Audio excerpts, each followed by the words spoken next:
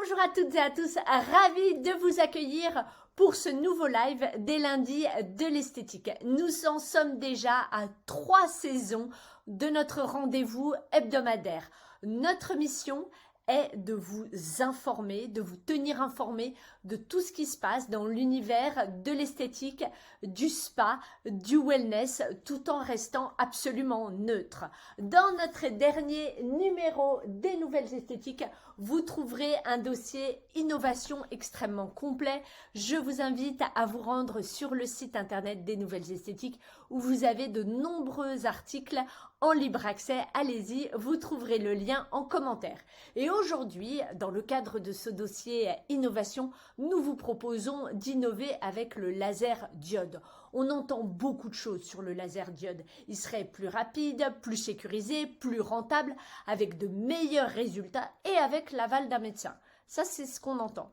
Mais qu'en est-il réellement? C'est ce sur quoi nous allons échanger aujourd'hui avec une professionnelle qui gère 2 instituts de beauté, ainsi qu'avec Thomas Gruot, qui est technicien et responsable développement depuis plus de 18 ans pour des appareils esthétiques et médicaux. Il travaille aussi bien en France qu'à l'international. Aujourd'hui, il travaille pour la société Kairos Technologies. Ses devises sont être précurseur et savoir.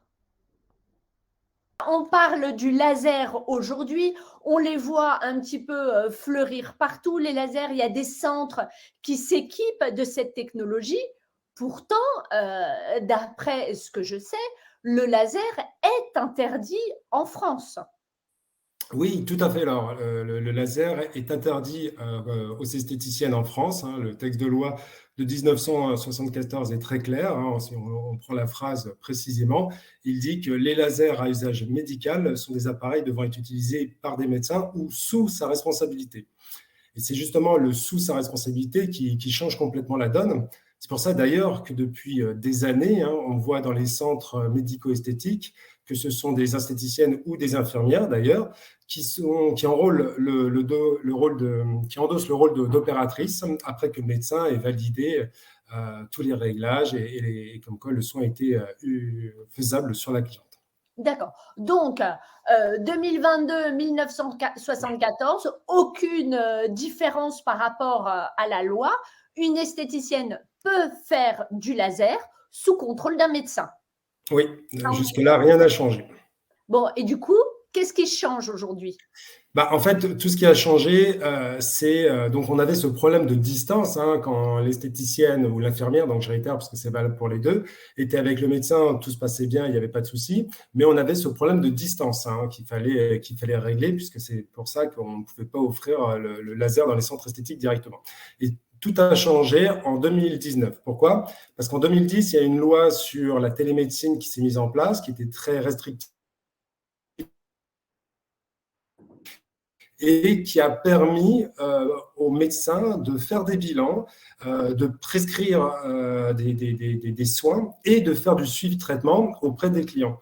Et à partir de ce moment-là, ça a permis effectivement de créer une distance entre la cliente et l'opératrice et le médecin. C'est ça qui a fait que tout a changé. À partir de maintenant, on peut vraiment créer dans les centres esthétiques.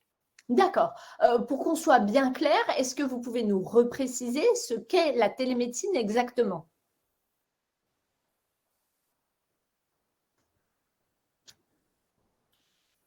Alors, je suis désolé, Laure, j'ai eu un problème technique, je n'ai pas entendu ce que vous avez dit. Alors, c'est quoi la télémédecine exactement? Alors, la télémédecine, c'est un principe de médecine à distance. Ça peut être utilisé sous de différents biais. On peut avoir de l'échange de données, on peut faire de la visio ou du téléphone. Par exemple, il y a de la télémédecine qui est très intéressante puisque des chirurgiens qui sont de l'autre côté de la planète peuvent intervenir sur une chirurgie en live dans un post-opératoire. Et effectivement, il y a une télémédecine que maintenant tout le monde connaît, malheureusement, qu'on a tous vécu avec le Covid, où avec une vision et de l'échange de données, des médecins, on peut identifier ou non si la personne avait le Covid, donner les soins préventifs ou à venir traitement. Donc, la télémédecine, c'est un terme général qui permet, en fait, avec un système informatique, d'avoir un lien avec le patient pour pouvoir lui apporter des solutions. Simplement, il y a une chose qui est importante, c'est que les solutions de télémédecine sont des solutions qui elles-mêmes doivent répondre à certaines règles, comme par exemple la règle sur la RGPD. D'accord. Alors, ok, ça on a bien compris ce qu'était la télémédecine, que le laser ne pouvait se faire par les esthéticiennes que sous la surveillance, si on pouvait dire, d'un médecin. Mais quel est le rapport entre la télémédecine, le laser, vous, les esthéticiennes? Alors, en fait, à l'origine de ce projet, le but n'était pas lié aux esthéticiennes. À l'origine de ce projet, c'était vraiment un produit qui avait été conçu et pensé pour les médecins, Oui. puisque les médecins qui ont des cabinets médico-esthétiques, souvent sont obligés, de par leur travail, de se déplacer, d'être ailleurs, d'être sur des blocs opératoires aussi, par exemple. Et donc, pour augmenter ce contrôle, pour augmenter cette surveillance, pour augmenter cette présence auprès de leurs opératrices, nous avons eu justement l'idée d'utiliser la télémédecine, ce qui aurait permis aux médecins d'avoir plus de latitude. On s'est donc rapproché de médecins qui étaient utilisateurs des lasers. On leur demandait un petit peu un espèce de cahier des charges des différentes informations dont ils ont besoin pour réaliser ce type de bilan et suivi et contrôle à distance. Et suite à ce cahier des charges, on a conçu un système complet pour répondre à leurs besoins. Et comme je vous le disais, avec l'aide d'Infoncert, faire en sorte qu'ils répondent aussi à la RGPD. Mais on s'est tout simplement rendu compte qu'il était possible d'apporter cette solution auprès des infirmières, je réitère qu'elles sont dans le même statut que nous, et les infirmières, et les esthéticiennes. Donc on s'est rapproché de notre cabinet d'avocats, qui est un cabinet parisien spécialisé, hein, c'est vraiment sa spécialité, spécialisé dans le domaine médico-esthétique, pour leur demander si eux ils pensaient que c'était réalisable. Ils nous ont eux-mêmes donné un cahier des charges parce que effectivement la relation doit être très suivie et doit répondre à des normes très strictes.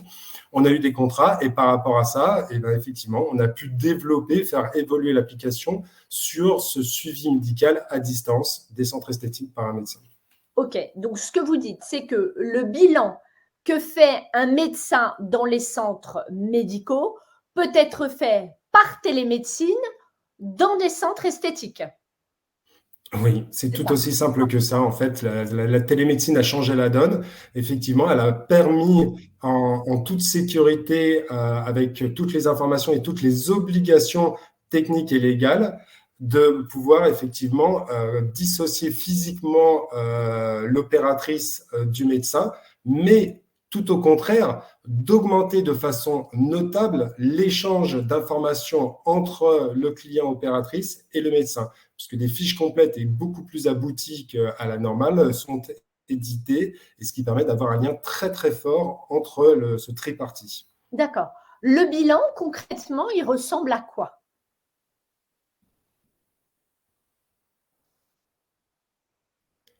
Alors, je suis à nouveau navré, alors, petit Laser, problème technique. le bilan, il ressemble à quoi? Bilan. Alors, le bilan, comme je vous le disais, il a été édité par les médecins, hein. Il y a plus de 35 questions, ça peut même monter beaucoup plus de 35 questions qui sont demandées à la cliente, hein, et après, derrière, il y a aussi des photos qui sont réalisées de toutes les zones qui vont être traitées pour que le médecin puisse contrôler toute la zone, savoir si elle est saine, si effectivement elle ne comporte pas de contre-indications.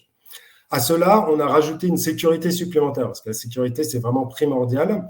C'est un appareil, c'est une exclusivité chez Keros Technologies, c'est un appareil qui s'appelle le Melanine-Meter. Ce petit appareil, qui utilise plusieurs longueurs d'onde, va pouvoir calculer la densité de mélanine, la profondeur de mélanine et le type de mélanine. Et grâce à cet appareil qui est 16 fois plus précis que l'œil, il va nous permettre de confirmer, d'affirmer effectivement toutes les informations et les photos qui sont faites. D'accord. Concrètement, comment ça se passe? Alors, c'est vraiment, on a beaucoup travaillé sur la notion de sécurité et de simplicité, hein. Ouais. L'opératrice va tout simplement enregistrer toutes les données qui sont fournies par les clientes. Elle va elle-même faire certains bilans parce que, heureusement, et les esthéticiennes et les infirmières sont tout à fait à même de pouvoir identifier certaines choses. Toutes Mhm. ces informations qui sont collectées vont être contrôlées par la cliente pour savoir s'il n'y a pas eu d'erreur. Et à partir de ce moment-là, à partir du moment où la fiche est prête, elle est envoyée au médecin D'accord. pour qu'il puisse effectivement faire son contrôle. D'accord. Et après, il y a le retour du médecin. Je vous avais interrogé en préparant ce live si c'était un vrai de vrai médecin en chair et en os ou un algorithme. Oui, oui, oui, c'est bien un vrai médecin. Donc là, il y a le retour du médecin. Et qu'est-ce qui se passe? Il répond en combien de temps? Il dit quoi? Est-ce que parfois il dit non? Alors oui, bien évidemment, c'est un vrai médecin. Ce sont des vrais médecins hein, qui ont les diplômes tout à fait adéquats pour faire cela. Sinon, effectivement, on ne serait pas dans une notion de légalité. Le médecin, il va répondre dans un délai de 24-48 heures, hein, ce qui est tout à fait un cycle normal de réponse pour ce type de traitement. Et en fait, le médecin, il a plusieurs possibilités. La première possibilité, elle est toute simple. Il va dire non. Non, parce qu'il a identifié des contre-indications, il a identifié différents paramètres qu'il juge pas à la hauteur de la qualité et de la sécurité, et donc il va Alors, on a un petit souci de connexion avec Thomas. Pour répondre à la question si ce sont des médecins français, oui, ce sont des médecins français et européens. J'espère que Thomas va revenir rapidement. échange d'informations, il va pouvoir effectivement demander directement à la cliente les informations. Suite à cela, il aura effectivement, par rapport à ses besoins, toutes les informations. Et cela lui permettra effectivement de dire si oui ou non le bilan est bon. Et s'il est bon, il donnera l'intégralité de tout le traitement à venir, que ce soit au niveau des puissances et des fréquences. Donc oui, c'est un vrai médecin et pas un algorithme. D'accord. Je précise, c'est un médecin français ou européen. Et pendant le traitement, s'il y a une question ou un problème avec la cliente, comment ça se passe? Alors, toujours la télémédecine, hein, je réitère, la télémédecine, c'est pour faire des bilans et pour faire du suivi, hein. Donc là, on est clairement dans la notion du suivi qui est clairement indiquée comme étant réalisable avec la télémédecine. Donc, il y a à partir de ce moment-là plusieurs solutions, hein. Bien évidemment, il y a toujours le lien téléphonique, mais surtout, il y a le lien de télémédecine. Puisqu'en fait, comme la fiche est très complète et comme il y a un enregistrement de tout ce qui est fait sur la cliente en termes de puissance, en termes d'utilisation, et ben en fait, l'esthéticienne va pouvoir informer le médecin de n'importe quelle question ou réaction et le médecin aura une fiche complète. Il sera alors à nouveau en capacité puisqu'il reçoit une notification instantanée, et de pouvoir effectivement donner les instructions qu'il se doit par rapport à la demande qui a été faite. D'accord. On a eu une question sur les assurances, ça a été répondu en commentaire. Malgré tout, est-ce que vous pouvez nous répondre à ce sujet? Alors, à nouveau navré, alors Ah, les malheureusement, je n'ai assurances. pas entendu. Les Ah, les assurances, assurances. ça se passe comment? Alors, bien évidemment, hein, quand un centre esthétique fait un acte auprès d'une cliente, elle se doit, quoi qu'il arrive, d'avoir une RC Pro, et il était inconcevable de proposer une telle solution sans cela. Nous avons donc approché des spécialistes et nous avons trouvé une assurance qui est spécialisée dans ce type de soins, qui a analysé notre solution de télémédecine, qui a analysé le côté légal de la chose. Et effectivement, ils ont validé de leur côté que c'était viable. Ils nous ont donc accordé leur confiance et ils nous proposent une RC Pro spécifique au laser diode pour les centres esthétiques, à D'accord, partir du moment où ils sont dans le cadre de notre solution. bien entendu. Qu'est-ce que vous répondez aux instituts de beauté, aux esthéticiennes qui ont peur du laser diode et qui disent que c'est dangereux? Alors, je comprends parfaitement cette peur, hein. Ça fait 30 ans qu'on dit que le laser, c'est réservé aux médecins et ça fait 30 ans qu'on dit que le laser, c'est dangereux. Donc, ça, c'est une peur qui est complètement normale. Mais maintenant, il faut comprendre qu'il y a eu énormément d'évolutions et qu'il y a un manque de connaissances techniques hein, au niveau de cela. Donc, ce qu'il faut prendre en compte, c'est que les lasers, c'est une très grande famille. Vous avez les YAG, les rubis, les fractionnés, les alexandries, et vous avez effectivement cette dernière génération de lasers qui sont les lasers diodes. Donc, ils sont dans la même famille, mais ils sont tous très différents et il ne faut absolument pas les comparer en les mettant dans le même sac. Pour se donner un ordre d'idée, un laser diode utilise des puissances qui vont naviguer de 15 à 30 joules d'énergie. Donc, en réalité, le premier point, c'est que nous sommes dans les mêmes puissances que les IPL. Donc, on ne peut pas dire qu'un laser diode est plus dangereux de par sa puissance. Donc, ça, c'est le premier point. Mais il y a un paramètre qui est primordial et qu'il faut absolument prendre en ligne de compte, c'est que les lasers, donc le laser diode, ont un spectre lumineux qui est très étroit, puisque c'est qu'un seul nanomètre, c'est le numéro 808. Et ce nanomètre 808, il a une spécificité, c'est qu'il a une interaction quasiment exclusive avec la mélanine du poil. Donc, cela veut dire que lorsque cette énergie de 10, 15, 20 joules, 30 joules d'énergie va être émise, elle va avoir une interaction quasi exclusive avec le poil, donc un très bon résultat. Par contre, elle va énormément sécuriser la peau qui va peu ou pas réagir. Et donc là, on est en totale sécurité. Donc ça, c'est le deuxième point. Et le troisième point, il faut comprendre que tous les lasers sont des lasers à émission à distance. C'est-à-dire qu'il n'y a pas une application directe au niveau de la peau. Les laserdiodes, eux, au contraire, sont comme les IPL, c'est-à-dire qu'on va poser l'applicateur véritablement sur la peau. Et en posant l'applicateur, ça permet d'appliquer un système de froid. Et ce système de froid va refroidir légèrement la peau, ce qui va amoindrir la montée en température de la peau et rendre le soin non seulement plus confortable, mais d'autant plus sécurisé. Donc, on est autant sécurisé en termes de puissance, plus sécurisé en termes de transfert d'énergie, plus sécurisé avec le système de froid. Donc, concrètement, les laserdiodes de dernière génération sont plus performants que les IPL et surtout plus sécurisés que les IPL. Ça, c'est un fait technique. D'accord. Alors, plus sécurisé, malgré tout, si on l'utilise mal, le laser diode peut brûler comme brûlerait un IPL. Alors, oui, bien évidemment, si on se trompe complètement de phototype de peau, dans ce genre de cas, bien évidemment, ça peut brûler. Sauf qu'avec notre solution, c'est totalement impossible, puisque je rappelle que tous les réglages sont prévus par le médecin avec des bilans qui sont complets. Et l'opératrice, lorsque la cliente arrive pour sa deuxième, troisième ou quatrième séance, en fait, va ouvrir la fiche de la cliente et va avoir les réglages précis. Donc, l'erreur qui amènerait à ce type de brûlure, ça serait d'avoir mis une puissance qui n'est pas celle qui a été indiquée par le médecin. Les risques sont très, très limités.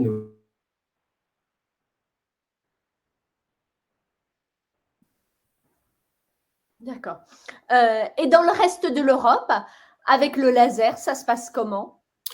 Eh bien, voilà, c'est là le côté paradoxal des choses, hein, puisque en fait, nous sommes le seul pays européen qui n'utilise pas le laser diode, hein, puisque dans tous les autres pays, il n'y a pas ce texte, il n'y a pas d'équivalence du texte de 1974 qui nous interdit au laser. Et tout naturellement, hein, lorsque les laser diodes sont arrivés, ça fait à peu près une dizaine d'années maintenant, ils ont remplacé les plus sécurisé, plus simple à être utilisé, de meilleurs résultats et de meilleure rentabilité. Donc, en fait, on va dire que la solution, c'est enfin se mettre à la page, à jour de toutes les consoeurs européennes. D'accord. Donc, on l'a bien compris, certains instituts ont peur du laser, mais du côté des clientes, comment est-ce qu'elles le perçoivent ? Est-ce qu'elles en ont peur, elles également ? Alors, on a bien évidemment sondé les centres et puis maintenant, on commence à avoir un vrai recul, hein, parce que maintenant, ça fait plusieurs mois que la solution est que la clientèle attend plus du laser que de l'IPL en termes de résultats, parce qu'elles savent que c'est plus performant. Et au niveau de cette éventuelle crainte, l'explication de laser de nouvelles technologies, l'explication du système de refroidissement et le fait que le médecin soit derrière et que tous les réglages viennent de la part du médecin, généralement, règle largement tous ces problèmes.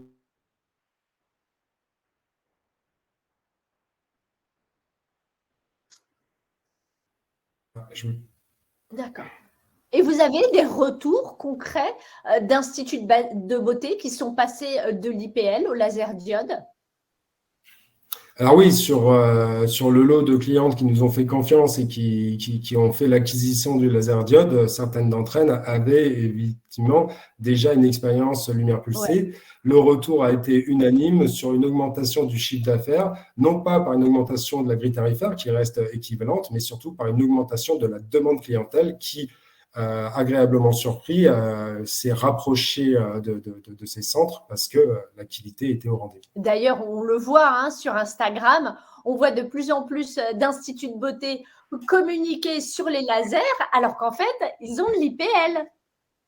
Oui, oui. Alors, ces derniers temps, on a été beaucoup plus sensible sur tout ce qui était communication et on s'est rendu compte que beaucoup de centres, effectivement, plutôt sur Instagram en l'occurrence, avaient une communication centre laser et qu'ils utilisent des IPL, puisque en fait, c'est la communication qui leur faisait venir plus de clientèle. D'accord. Mais bon, attention, hein, ça reste de la publicité mensongère et Clairement. avec tous les risques qui en découlent. Maintenant, très sérieusement, si la loi change, Mm. qu'est-ce qui va se passer? Alors, il y a quasiment aucune possibilité que la loi puisse changer à ce niveau-là, hein, que ça soit la loi sur le laser ou la loi sur la télémédecine, hein, c'est complètement logique. Pourquoi? Parce que la loi sur le laser a fait ses preuves. Le fait que ça soit contrôlé par des médecins, c'est quelque chose qui est acté depuis toujours. Et si elle devait changer, elle n'irait pas dans le sens des médecins. Donc, je pense que les médecins auraient une tendance à dire statu quo. Et au niveau de la télémédecine, pareil, elle s'est complètement ouverte, ça fonctionne bien. On peut faire de la télémédecine pour des risques sanitaires, hein. N'oublions pas que le Covid est un risque sanitaire. Donc, faire un bilan et un suivi de traitement pour une épilation définitive au laser diode qui est ultra sécurisé, je réitère, on ne voit pas comment ça pourrait changer. Ok. Toujours au niveau légal, qu'en est-il de la certification? Alors oui, ça, la certification, c'est un de mes chevals de bataille, hein, comme pas mal de gens le savent. Il était bien évidemment pour nous inenvisageable de fournir un appareil qui n'a pas de certification médicale. Donc oui, je vous confirme bien que l'appareil que nous fournissons de laser diode a le CE médical 9342/CEE, qui est active aujourd'hui. Et d'ailleurs, nous l'avons mis en lien sur notre site internet et je pense qu'on est même parmi les seuls à le faire, puisque la transparence, pour nous, est vraiment quelque chose d'important. Alors, malgré tout, certaines personnes disent que ce n'est pas légal. Qu'est-ce que vous leur répondez? Qu'est-ce que vous en pensez? Comme toujours, la nouveauté, ça fait peur. Donc, je comprends très bien que les premières analyses et les premières pensées vont vers ce côté non légal. Moi, j'ai la chance de m'occuper de lumière pulsée depuis plus de 18 ans, hein. J'ai donc vécu un peu toutes les péripéties et je vais faire un parallèle par rapport au passé avec les conflits d'intérêts qu'il y a eu, avec la méconnaissance de certains dossiers, des erreurs d'analyse sur des jurisprudences, hein, peut-être un petit peu de jalousie aussi. Mais il faut vraiment que les gens analysent les choses par eux-mêmes. C'est très, très simple. Il y a un texte de loi qui dit qu'on peut le faire sous la responsabilité d'un médecin et il y a un texte de loi qui dit qu'on peut faire les bilans à distance. Donc, il faut vraiment rester sur des basiques et pas sur des peurs. Il faut vraiment accepter que les choses changent, et heureusement, hein, et que c'est tout simplement ce genre de choses qu'il faut prendre en ligne de compte et pas des craintes ou des incompréhensions. Moi, j'invite vraiment les centres à se rapprocher de nous. Par curiosité, il n'y a pas de souci, parce que plus de personnes comprendront, meilleure sera la communication. Donc, ne serait-ce que par curiosité, de se rapprocher de nous, on prendra du temps, on expliquera, on montrera les choses d'une façon très pragmatique, avec des éléments qui sont concrets. Malgré tout, certaines personnes parlent d'une jurisprudence de 2018 qui interdit le laser dans les centres. Qu'est-ce que vous pouvez nous dire à ce sujet, Thomas?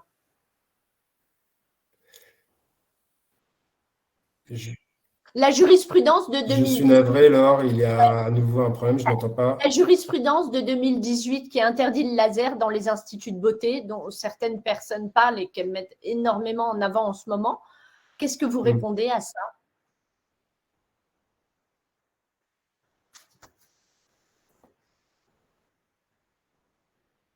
Ah,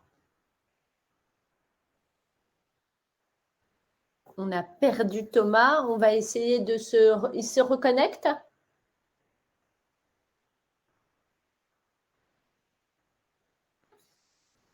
Alors, ce que je vous propose, c'est qu'on va passer tout de suite le témoignage de l'esthéticienne. Ce serait possible, Elisa? On pourrait le faire maintenant? Oui, alors, nous allons avoir tout de suite, en attendant que Thomas se reconnecte, et on reprendra son propos après par rapport à la jurisprudence de 2018, le témoignage d'une professionnelle, Béatrice Rézébal, qui est juriste de formation. Il y a 12 ans, elle a ouvert les centres Beauty Expert à Pau, où elle ne fait depuis 12 ans que de l'épilation définitive. Pas du tout d'esthétique traditionnelle. Elle a 6 salariés en tout. Elle vient de passer au laser diode. Voici son témoignage parce qu'elle ne pouvait pas être là avec nous aujourd'hui. Béatrice, pourquoi avoir opté pour cette solution? Alors, moi, j'ai un centre dédié à l'épilation définitive depuis une douzaine d'années. Et je sens que depuis 2 ans, la concurrence s'implante de plus en plus.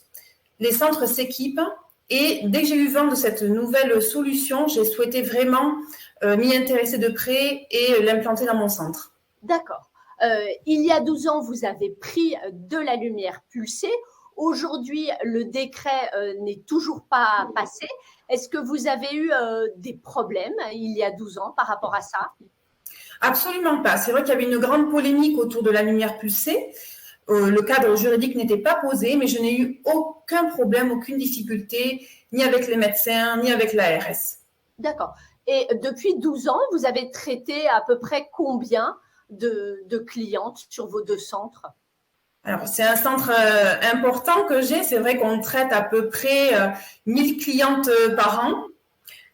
Voilà. Ça veut dire que vous avez en 12 ans traité environ 12 000 clientes et que vous n'avez jamais rencontré le moindre problème avec l'IPL. Exactement. D'accord. Mais à l'époque, quand vous vous êtes lancé, c'était un peu chaud, l'IPL. Oui, en effet, c'est vrai qu'il y a une grande polémique autour de la lumière pulsée. Je n'avais pas vraiment conscience de l'ampleur que ça pouvait avoir. Donc, je me suis lancée assez sereinement, mais je n'ai jamais été inquiétée. D'accord. Vous avez fait l'acquisition du laser diode en juin dernier. Vous aviez une appréhension à ce moment-là ou pas? Absolument pas. Je sais que la formule qui est proposée est 100% sécurisée. Elle a été vraiment travaillée juridiquement en amont. Le cadre est posé. Je suis vraiment en confiance. On a une assurance professionnelle également qui est associée à cette solution. Donc, je n'ai aucune crainte. D'accord. Et comment s'est passé le lancement du laser? Fabuleux. Ah oui, fabuleux. Évidemment, je m'attendais à ce qu'il y ait une clientèle particulière, mais il y a eu un véritable engouement pour la technique. Les personnes se sont présentées à nous spécifiquement pour le laser. Donc, ça a été un vrai succès dès le départ. D'accord. Et vous allez faire passer vos clientes IPL en laser? Alors, c'est vrai que j'ai beaucoup de clients qui aimeraient passer au laser. C'est une technique qui plaît beaucoup. Mais là, je me consacre sur mes nouvelles clientes puisque ça demande quand même de travailler en collaboration avec le médecin, de pouvoir poser le diagnostic. Donc, je le ferai dans un second temps, mais là, je me centre sur les nouvelles clientes. D'accord. Et vos clientes, ces nouvelles clientes qui arrivent pour le laser, est-ce qu'elles ne se posent pas la question du fait que vous ne soyez pas médecin? Pas du tout, parce que c'est vrai qu'on le présente de suite. On met en avant, donc on travaille en collaboration avec le médecin. On a tous les outils qui nous permettent de travailler facilement. La cliente est informée également de cette collaboration. Elle reçoit par mail l'ensemble des informations la concernant. Donc, elle est vraiment rassurée dès le départ. D'accord. C'est le médecin qui lui envoie par mail la confirmation que tout est OK pour elle, pour sa prise en charge? Exactement. En fait, c'est via l'outil qui est une tablette. Via cet outil, le médecin reçoit l'ensemble des informations et valide ensuite ou pas donc le protocole de soins pour la cliente. D'accord. Par rapport à l'IPL, est-ce que vous faites des économies avec le laser diode? Bien évidemment. Ouais. Alors, je suis une très grosse consommatrice de flash, vous l'avez compris. En moyenne, je dépense 25 000 euros de flash par centre. Donc, par an, quand même. Par an. 25 000 euros par an et par centre. Donc, ça me fait une économie qui est considérable. Ah oui, que vous n'avez juste plus du tout. OK. Et lorsqu'on a préparé cet entretien, vous m'avez parlé également du confort et de la sécurité qui était plus important. Vous pouvez revenir sur ces points, s'il vous plaît? Oui, bien sûr. Alors, la sécurité avant tout, bien sûr. Donc, c'est vrai qu'avec le laser, il y a beaucoup moins de risques de brûlure. Ce risque est quasi nul. Ouais. Alors même qu'on peut augmenter l'intensité, les paramétrages, et qu'on peut également traiter des phototypes plus élevés qu'en lumière pulsée. Donc, la sécurité est plus importante. Et en termes de confort également. Voilà, le confort pour mes opératrices, parce que le flash est invisible en laser, ce qui n'est pas le cas en lumière pulsée. Donc, en fait, l'opératrice n'a plus mal à la tête en fin de journée, elle n'est plus obligée de fermer les yeux. Pour elle, c'est un véritable confort. Elle peut mieux flasher également. Donc, ce qui lui permet d'avoir une performance plus importante au niveau du soin. D'accord. Après ces premiers mois à utiliser le laser diode, quels sont vos résultats? Parfait. À la hauteur de mes attentes, à la hauteur des attentes de la cliente également. Donc, en effet, on n'est pas encore au bout des protocoles, mais ça suit son cours, les résultats sont là, les clients sont contentes. D'accord. Vous avez des résultats supérieurs à de la lumière pulsée? Oui, en effet, là, on constate qu'il y a moins de poils pour un nombre de séances équivalents. D'accord. Et le logiciel de télémédecine, c'est simple à maîtriser ou bon, c'est un peu complexe? Non, c'est vraiment simple. C'est un outil qui a été créé uniquement pour des centres esthétiques comme nous. Donc, en fait, il est facile d'utilisation. Il permet de faire un bilan de façon simple. Et en même temps, on peut être en échange direct et facile avec le médecin. D'accord. Si on a besoin également, on peut solliciter une visioconférence pour nous permettre d'échanger directement avec le médecin sur un point particulier. Donc, ça nous sécurise et c'est très simple. Bah oui, et vous et les clientes. Et qu'est-ce que le laser diode au final vous apporte? Plein de choses. Une notoriété, bien sûr. Le laser aujourd'hui, c'est quand même une technique que recherchent les clientes. Donc, je reste avant-gardiste sur mon marché. Je fais des économies, évidemment, financières, hein, vous avez compris. Et en même temps, je valorise mon équipe, puisque, en fait, ça leur permet d'utiliser des nouvelles techniques qui sont à la mode, on va dire, qui sont en recherche. Et donc, elles sont contentes de pouvoir évoluer dans ce domaine-là. Bah oui, c'est clair, c'est hyper valorisant. Très valorisant. Et puis, vous différenciez, vous m'aviez dit que c'était important de rester bien différente, bien avant-gardiste. Oui. C'est le cas, clairement. Qu'est-ce que vous pourriez dire à vos consoeurs, à des esthéticiennes qui hésiteraient à faire l'acquisition du laser diode? De ne pas hésiter, parce que je comprends que ce soit peut-être qu'elles hésitent par rapport encore à ce cadre juridique, comme ça a pu l'être pour la lumière pulsée. Moi, j'ai 12 ans d'expérience et cette solution, elle est vraiment très sécuritaire. Il n'y a aucune inquiétude à avoir. Il faut foncer. D'accord. Plus du bonus. Ok. Eh bien, très bien. Je vous remercie beaucoup, Béatrice. Avec plaisir. Merci à vous. Peut-être…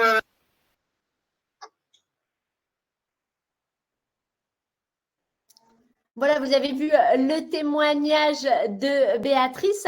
On va, Thomas Gruot de Kéros a pu revenir. On va reprendre là où nous en étions. Donc, certaines personnes parlent d'une jurisprudence de 2018 qui interdit le laser dans les centres. Est-ce que vous pouvez… Oui, alors, on a vrai pour cet incident technique. C'est l'exemple parfait de la mauvaise analyse des faits. Car tout simplement, cette condamnation est le point de départ de notre solution. C'est suite à cette condamnation qu'on a voulu élaborer quelque chose pour les médecins, puisque la solution a été faite pour les médecins à l'origine, pour que justement ils ne se retrouvent pas dans cette configuration. C'est d'ailleurs pour ça que véritablement, on a vraiment travaillé en collège avec eux.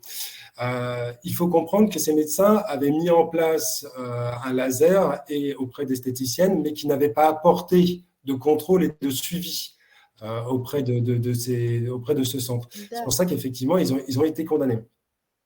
Et que justement, s'ils avaient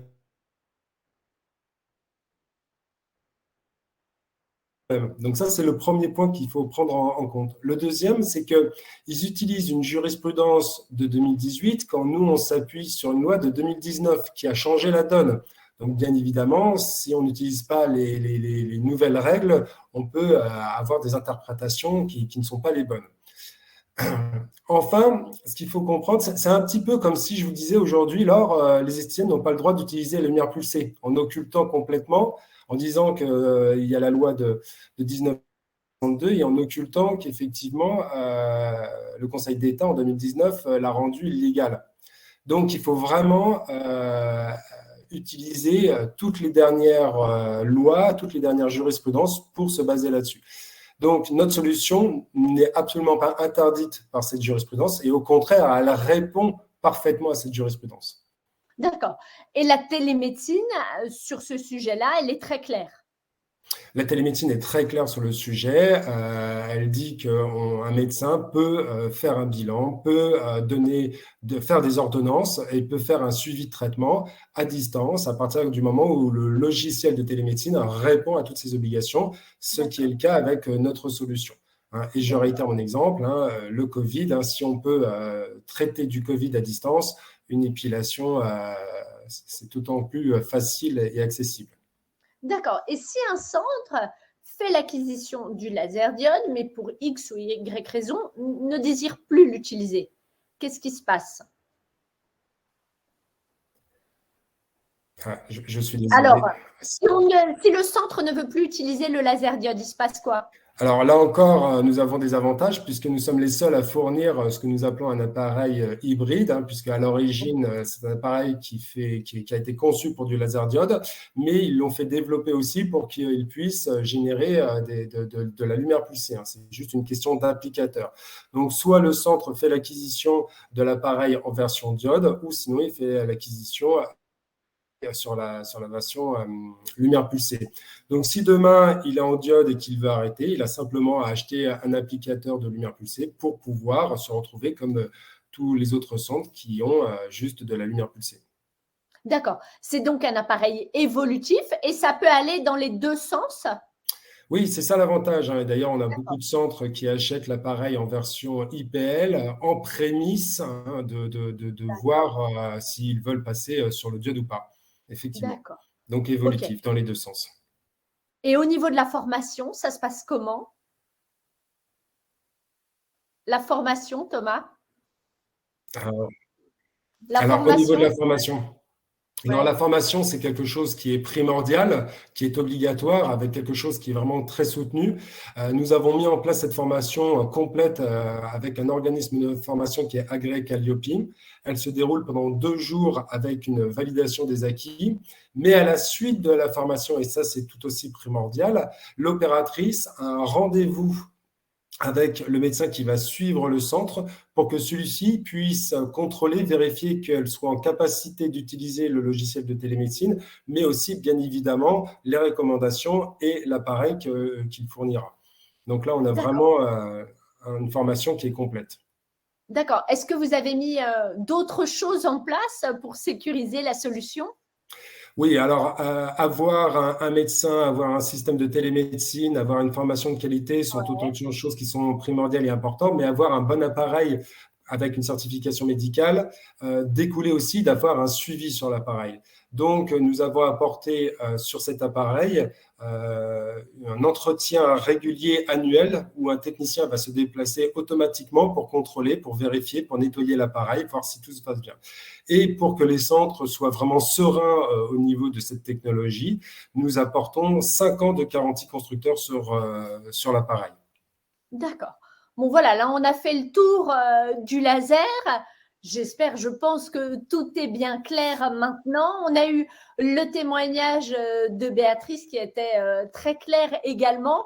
Le mot de la fin, quels conseils, messages est-ce que vous aimeriez faire passer aux esthéticiennes qui nous écoutent?